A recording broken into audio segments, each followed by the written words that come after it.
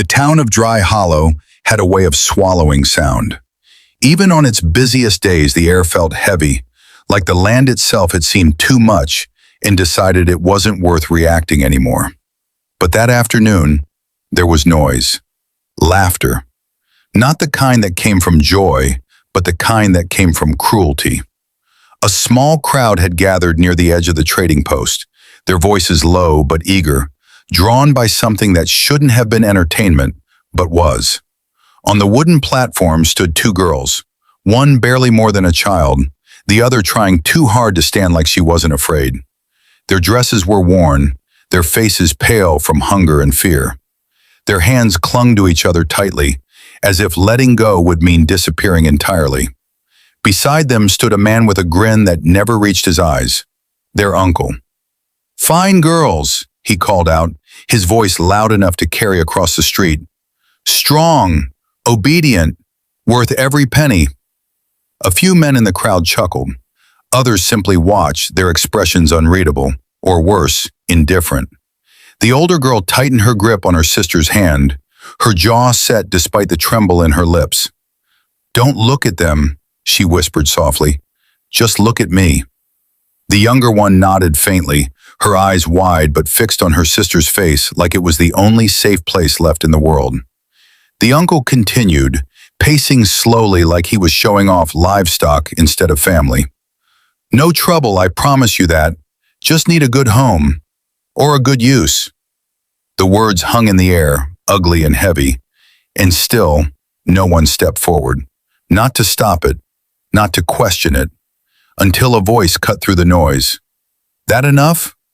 The crowd shifted, heads turning toward the source. A man stood at the edge of the street, dust clinging to his coat, his hat pulled low. He hadn't raised his voice, but he didn't need to.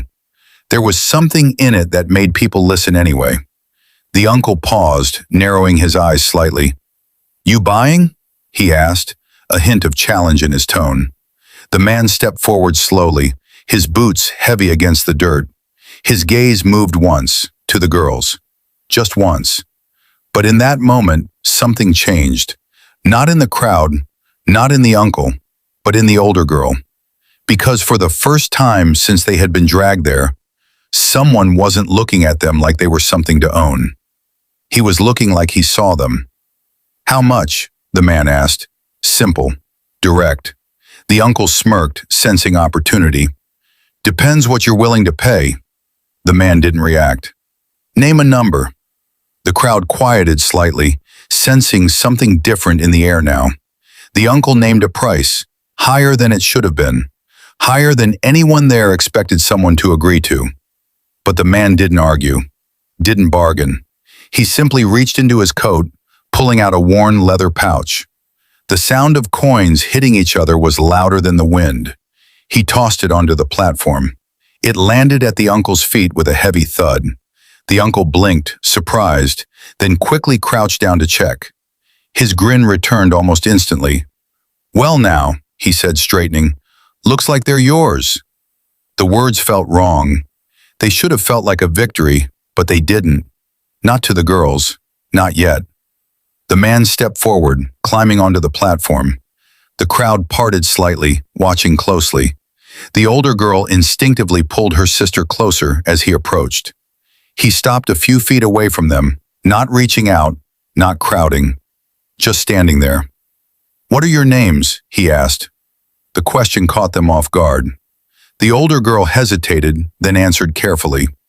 "Lily," she said, "and this is Anna." The man nodded once.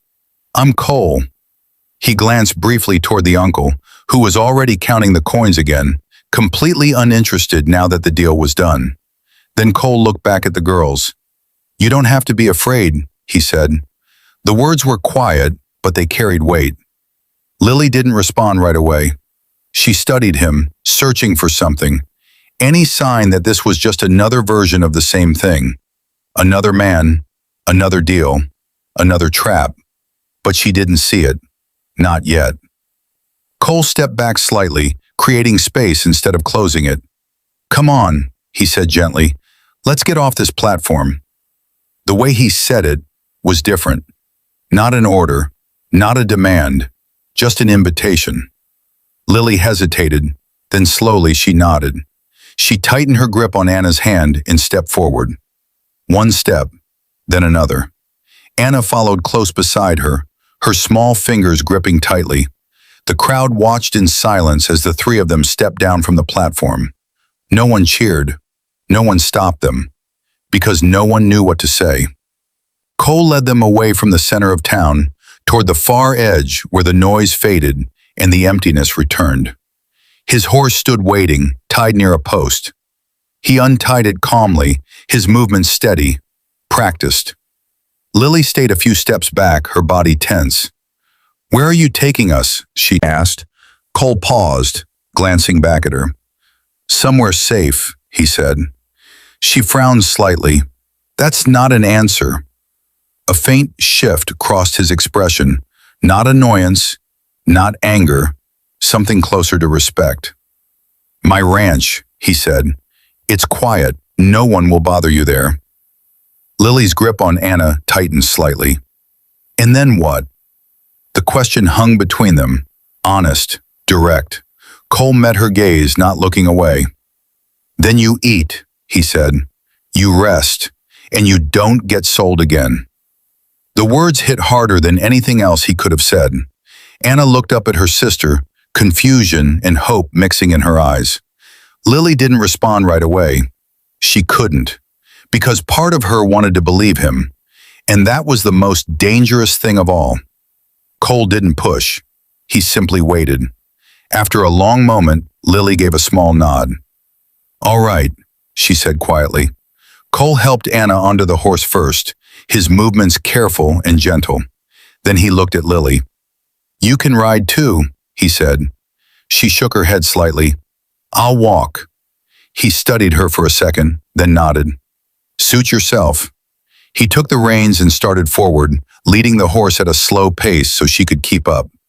The town of Dry Hollow faded behind them, its noise swallowed once again by silence. The road stretched ahead, long and uncertain.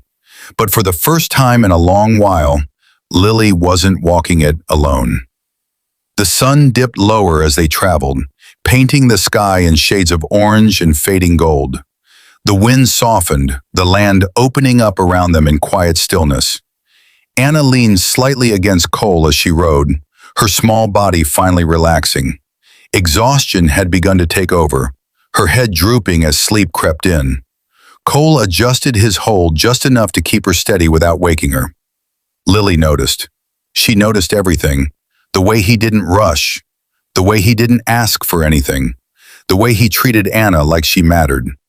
It didn't make sense. Not yet. But it made something inside her loosen. Just a little. They reached the ranch just as the last light began to fade. It wasn't large, not impressive, but it was solid, real. A small house, a stable, enough to live, not just survive. Cole helped Anna down carefully, carrying her inside without waking her. Lily followed, her steps hesitant as she crossed the threshold. The warmth hit her first, then the quiet. Not the empty kind, the safe kind.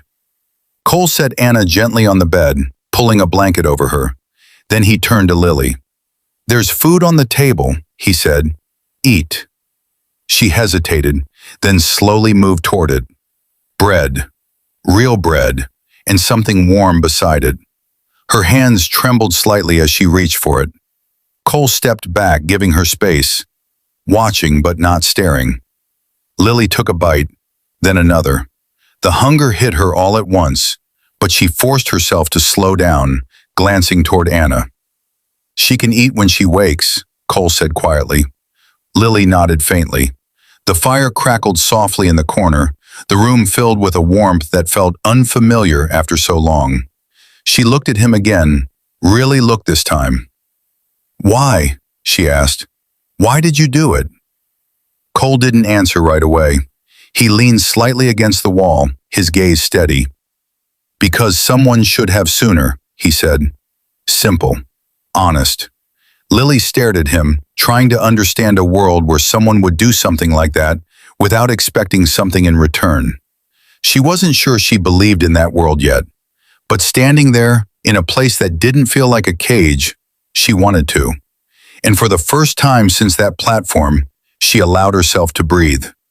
The breath came slow at first, like her lungs didn't trust the air yet, like even something as simple as relief might be taken away if she held on to it too tightly. Lily stood near the table, the last piece of bread still in her hand, her eyes fixed somewhere between the floor and the man who had changed everything without asking for anything back. The fire crackled softly, filling the silence in a way that didn't feel threatening. It felt steady.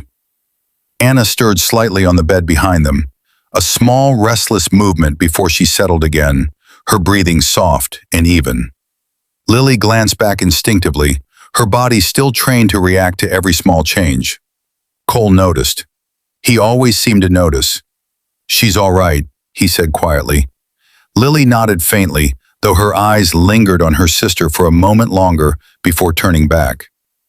"People don't do things like this," she said suddenly. Her voice wasn't accusing. It was uncertain, like she was trying to make sense of something that didn't fit into the world she knew. Cole didn't react right away. He pushed himself off the wall slightly, stepping closer to the table, but still leaving space between them. "Some do," he said. Lily shook her head. "Not without wanting something." The words came sharper than she intended, but she didn't take them back. She couldn't. That was the truth she had lived with for too long. Cole met her gaze, his expression calm but firm.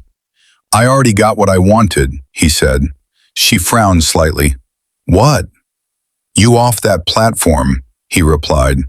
The simplicity of it hit harder than anything else. Lily stared at him, searching his face again for any sign of deception. But there was none. Just that same steady certainty. It unsettled her more than lies ever could, because lies she understood. This she didn't. "You don't even know us," she said quietly. Cole shrugged lightly. "Don't need to." Another silence followed, but it felt different now, less heavy, more open. Lily looked down at the bread in her hand, then slowly set it back on the table. Her appetite had faded, replaced by something else, something deeper. "What happens now?" she asked.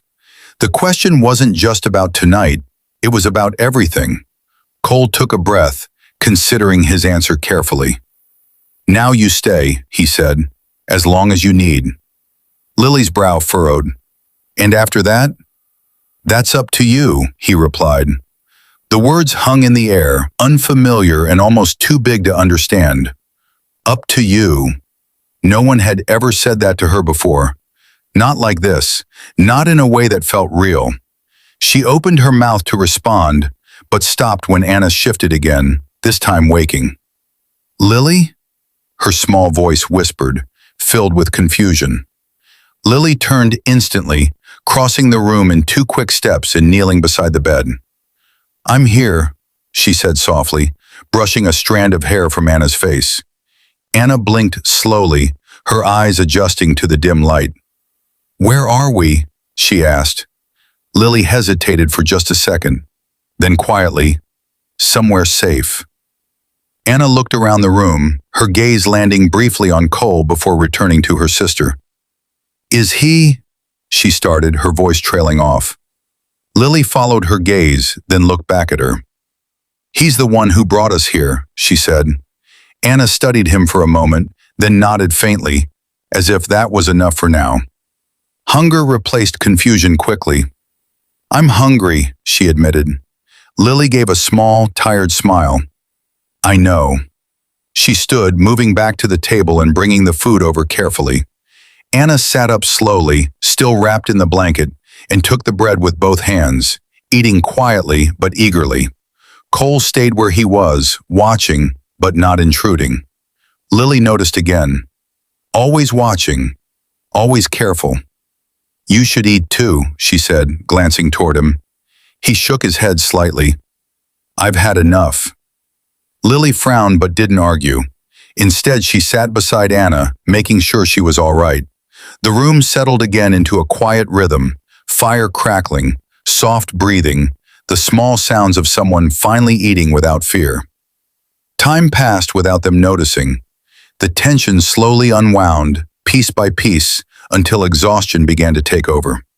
Anna finished eating and leaned against Lily, her eyes already growing heavy again. "Can we stay?" she whispered, barely audible. Lily's chest tightened slightly. She looked up at Cole. He didn't say anything, didn't need to. His answer had already been given. She looked back at Anna and nodded gently. "Yeah," she said, "we can stay." Anna smiled faintly, her eyes closing as sleep took her again, this time without fear. Lily adjusted the blanket around her, then slowly stood, turning back toward Cole. "I don't understand you," she admitted. He tilted his head slightly. "You don't have to." She studied him for a long moment. "But I want to."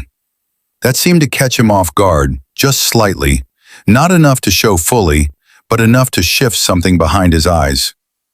"Then stay," he said. "You'll figure it out." Lily let out a small breath, her shoulders relaxing just a fraction more. "You really expect nothing in return?" she asked. Cole held her gaze. "Just that you don't let anyone put you back on a platform like that again." The words were quiet, but firm. Lily nodded slowly. "I won't," she said, and for the first time, she believed it. The night passed quietly after that. No more questions, no more tension, just rest, the kind they hadn't known in a long time. Morning came gently, sunlight slipping through the small window and filling the room with a soft glow. Lily woke first, her body tense for a brief second before she remembered where she was. She looked down at Anna, still asleep beside her, then across the room. Cole was already awake, sitting near the door, his hat resting on his knee. He looked up as she moved, their eyes meeting. "Morning," he said. Lily hesitated, then nodded. "Morning." The word felt strange, new, but not wrong. She stood slowly, careful not to wake Anna, and walked toward him. "You're leaving?" she asked. He shook his head. "Not today." Something in her chest eased at that. She glanced outside, the sunlight stretching across the land in quiet calm. "It's different here," she said. Cole followed her gaze. "Yeah." "Better," she added. He didn't argue. Lily looked back at him, her expression more certain now. "If we stay," she began, hesitating only slightly, "we help." Cole raised an eyebrow faintly. "Help?" She nodded. "We're not here to be taken care of." There was strength in her voice now. Not much, but enough. Cole considered that, then gave a small nod. "All right." The agreement was simple, but it meant everything. Because this time, they weren't being bought. They were choosing to stay. And as the morning light filled the cabin, something new settled into place. Not just safety, not just survival, but the beginning of something the frontier rarely offered. A second chance.